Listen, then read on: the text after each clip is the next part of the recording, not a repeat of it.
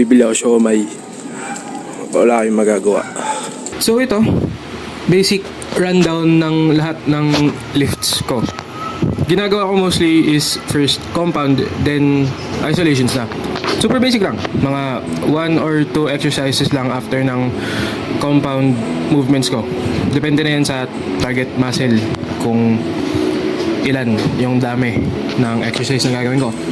Hindi ko na ini-stress yung sarili ko sa type of exercise kung saan lang ako komportable. Tapos doon ako magpo-progress. So, for compound movement ko para sa leg day, it's either leg press or squats. Then, after ng compound, start na ng isolations ko.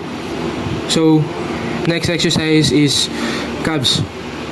Promise, nag-calves ako. Hindi ko lang na-videohan, I swear. Pero ito, visual illustration kung ano ginawa ko for calves. After calves, nag-RDL naman ako for hamstrings. Pwede mo siyang i-consider as compound movement din, pero mas gusto ko yung stretch dito sa RDLs kaysa sa machine. Lastly, for the legs is leg extensions.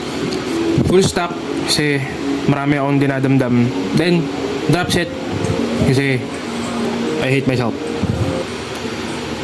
Tas, sumundot lang ako ng core kasi why not? And then lang, uwi na.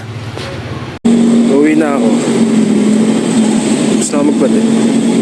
Sabi ko nung nakaraan, arms, linggo yun. Tuesday na ngayon.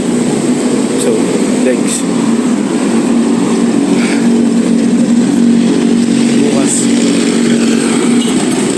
Bukas mag,